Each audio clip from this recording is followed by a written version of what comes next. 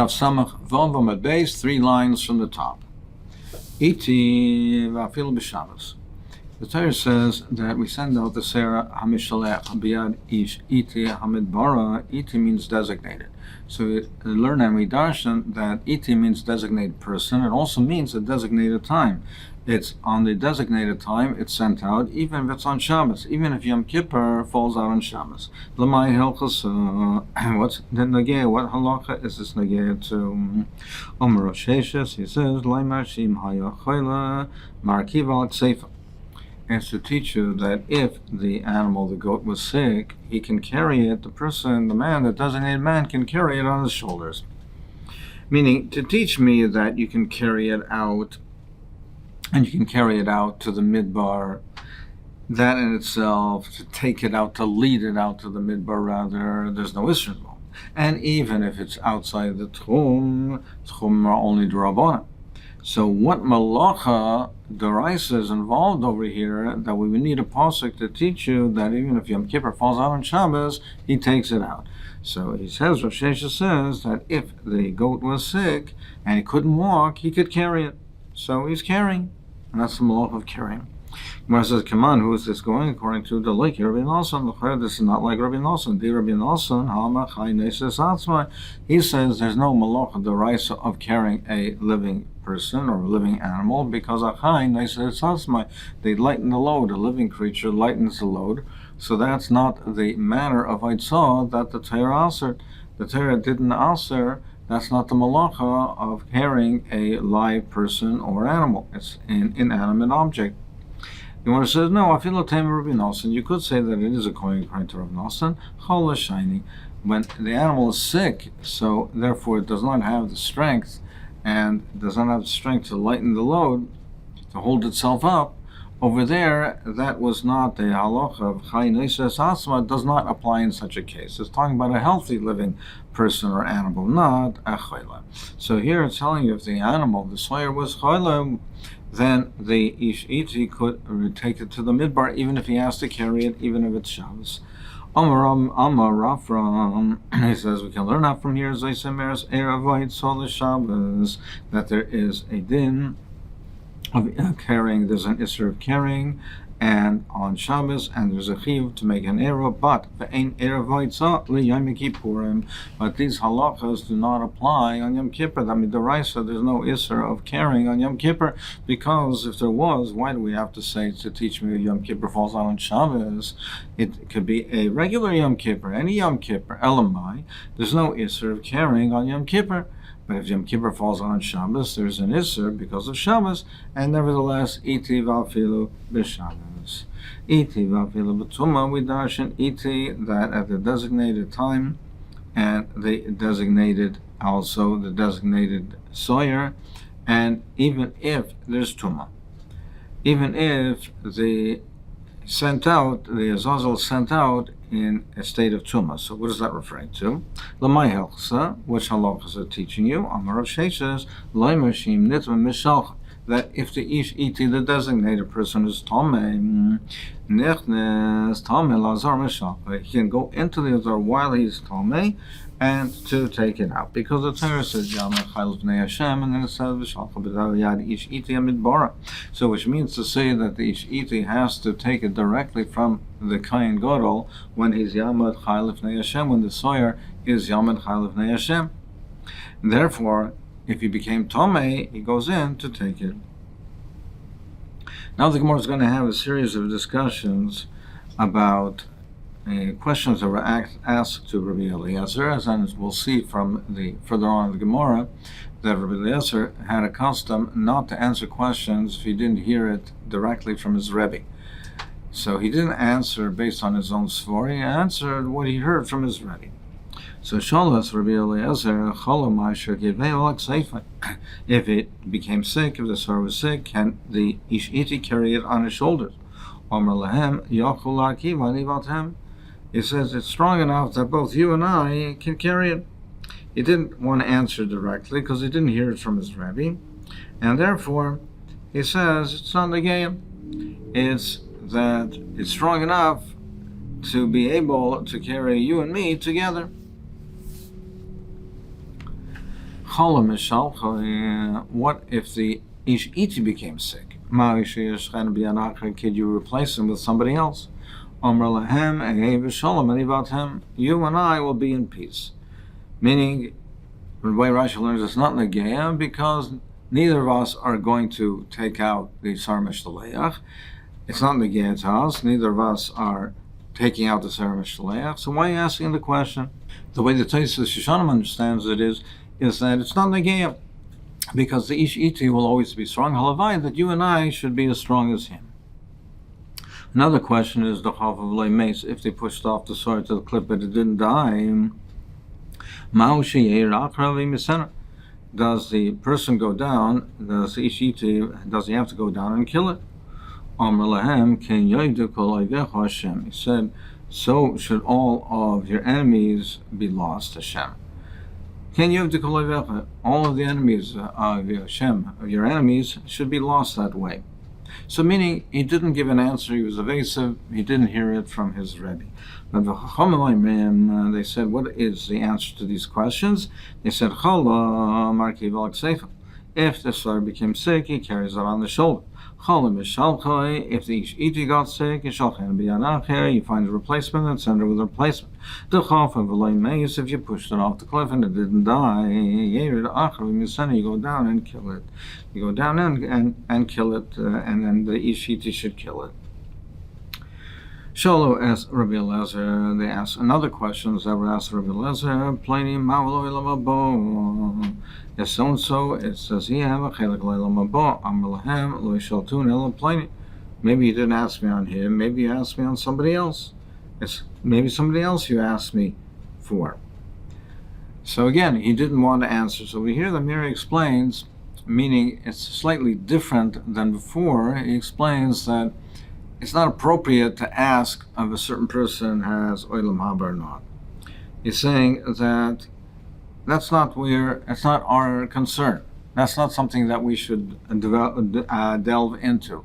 He learns it a little bit differently than before, where it's a question where he didn't hear a psak from his, or he didn't hear an explanation from his Rebbeim. He said, this is a question that it's not appropriate to ask. So, Omer Lehem, Lo Yishaltun Ela Pleni, maybe you only asked me about a different person. They asked Ma'ul Hatzal Roya Kivsa Miyad Hari. What is Allah as far as a shepherd saving a lamb from a lion?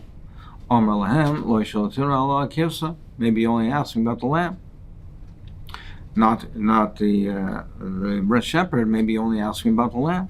Then they asked him Ma'ul Hatzal Roya Kivsa Min Hari. What is Allah as far as a shepherd saving a lamb from the lion? Omer Lahem, he said Lo Yishaltun Ela Kivsa. You only asked me about the lamb. Ma'ul Hatzal Roya Min Hari. What about saving the shepherd from the lion?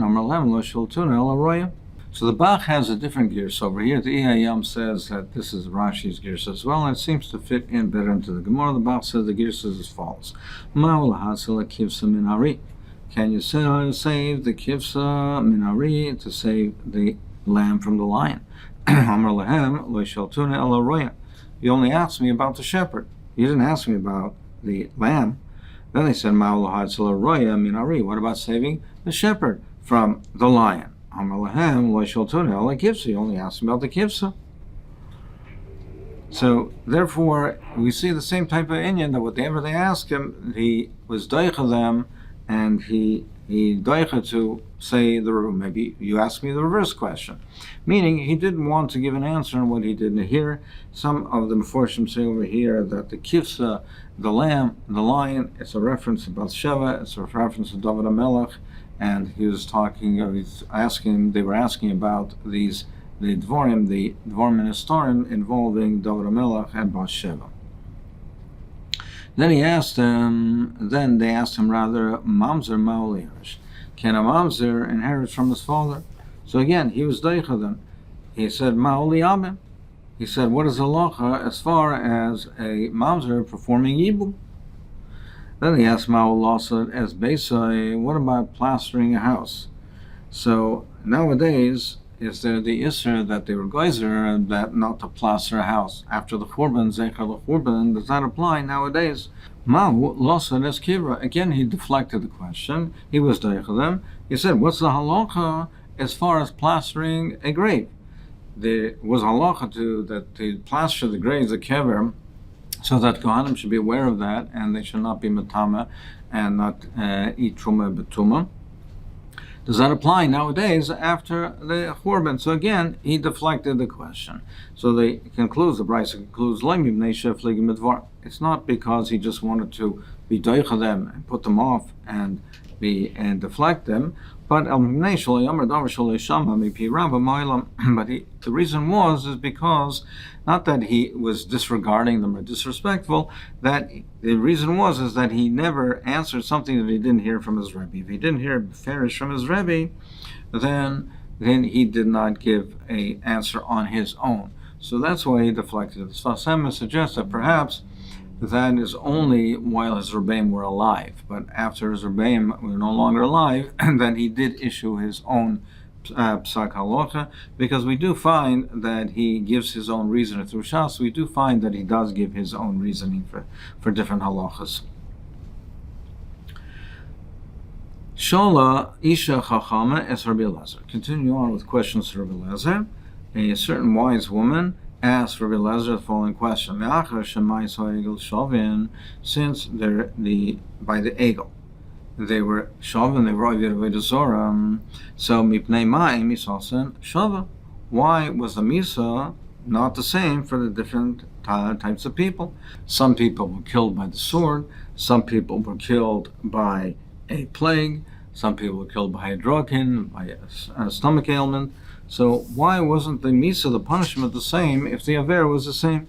He said to her, he said, there's no wisdom to woman except with the spindle, with weaving. So meaning he deflected her. We see by the Mishkan it says that they spun with their hands. She was, this woman was a chachma slave. He said a woman was with the pelach. So he didn't answer it.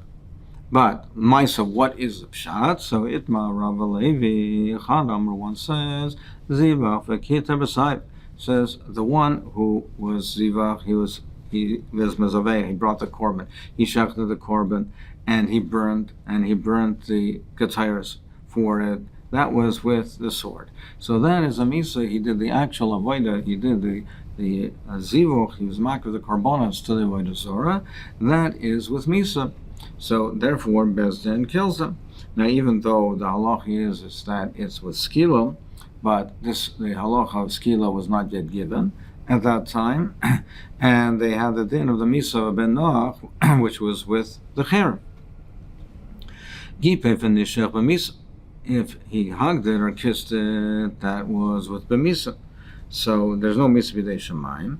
So that was with the plague. Samach b'liboy b'hadraka.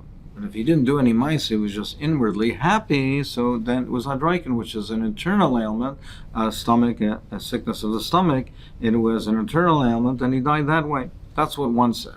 The other one says, if it was the way the Zohar was done, and there was witnesses and warning, so therefore it would be a Mrs. Bezdin, it was beside with the sword. Eidim beloy hasra, if there were Eidim but there was no hasra, there was no warning, the Misa, then it was with the Misa b'dei Shemai with the plague. Loy Eidim beloy hasra, but it was neither b'hadroiken, that was with the hadroiken. Amar Rabbi Yehuda Shifta Shalevi loy avad avodas kochavim. At the time of the Egel, the Shevet of Levi, they were not Oved Avodah Zorah, Shenemra, Vayamad Moshe B'Shar HaMachna, and Moshe said, and he said, Mila Shem Elai, and says, V'yasaf Alav Kol B'nai Levi. All B'nai Levi gathered him. So you see that the whole Shevet, V'yasafu Elav Kol B'nai Levi, they gathered around him, all B'nai Levi, so none of them were Oved Avodah Zorah. Yosef Ravina Kamalash Mice Ravina said over this mice, this limud, Esevene or Papa Barabal Ravina, they asked the Kasha. It says in the Pasuk, it says Ha'imel Avivul Imel Reisip. It says by the bracha to Levi. It says that the bracha, that Moshe Rabbeinu, when he was given the bracha before Misasa, he says about Shevet Levi, he said of his father and mother that I haven't seen them, meaning he didn't recognize them. They killed the father and mother if they were Oved Avodah Zorah by the Egel. So if they're father and mother, so doesn't that show you that they were from Shevet Levi, they were Oved Avodah Zorah? Ravina answers, he says, no, what it means father, it doesn't mean literally his father. His father was from Shevet Levi. He was not Aviv of Yisrael. Who's it referring to? Aviv is Avi Yomi Yisrael. It means his maternal grandfather, who was from Yisrael. Meaning that if his father married a woman who was not from Levi, if his mother was not from Levi, his maternal grandfather was from a different Shevet. That's what it's referring to. Achav mi'imai, Yisrael. Brother means his half-brother, his maternal brother, who was not from Shevet Levi. And Banav is B'nai Vita Yisrael. And his sons means his grandsons. His grandsons from his daughter, who married someone not from Shevet Levi, and who was also, therefore, not from Shevet Levi, and that's what it's referring to. So the Mishnah concluded and says, V'kevesh also like they made a ramp because the people from Bovel, they would pull out the hair and say, go away, get the hair out from here, take it away. So they made a ramp and they elevated the ramp. They elevated the ramp so that they would not be able to pull at the sawyer and when they were doing it. There was a machlokes what the pulling, who was it referring to? What did they pull? So according to Rashi, it's they would pull the hair from the ish iti. They pulled the hair from the ish iti and said, get the sawyer out of here. So they were in that way, they protected the ish iti by elevating the ramp. But Rabbeinu Eliakim says that they would pull out the hair from the goat. They would pull out the hair from the goat to say, remove it from here. And as the Piskei Rit said, by doing that also, they were over in a malach by plucking out the hair. So in any event, they elevated the ramp so that the Babylonian would not either pull out the hair from the shiti or from the sawyer. Amar Rabba Bar Chana, Loi Bavlaim Hayu Alexandrim Hayu. They weren't literally from Bavel, they were from Alexandria. So why do they call them Bavloim? Why do they call them Bavlim?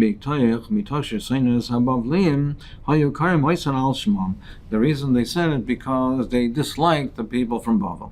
So something which was a Maisa, which is an act, which was an act that was not praiseworthy, an act that was a degrading act, they said the people who did it were Bavloim. They called them Bavloim. So this was a degrading act, and it wasn't really Bavloim. It was Alexandrian, but they called them Bavloim. Tanya Rabbi Yehuda Omer that Loi Bavloim elo Alexandrian. They weren't Bavloim, but they were Alexandrian. Omer Loi Rav Yosef said, who was from Bavel, he says, Tanu Shinach Daiti. He said, you appease me, so you should have peace of mind, because Rav Yosef's family was from Bavel, so it bothered him that they were talking disparagingly over from the people of Bavel, and he said, you put my mind at ease, your mind should be at ease. The Gemara Menachos says, why did they look down on the people from Bavel? Why did they look at them unfavorably? The Gemara says, because at the time by Ezra, when they were Oila from Bavel to Eretz Yisrael, the Bavloim, for the most part, did not come. They did not join them. So they were therefore angry at them, and they at this Maisa that they didn't come to Eretz Yisrael, and therefore Sainim because of this Maisa. So they said that the Bavloim would say that take the sawyer and remove it, take it away quickly, run away and take it away. Tzul would say, take it and leave. Tan the Brisa taught ma shahi tzafir adain. They say, why does it go delay? Why is it remaining here? Take it away right away. Why is it delay here? V'chayve doras again, when the chatoim, the sins of the generation are so many, take it away as soon as possible to take the chatoim and remove it from us.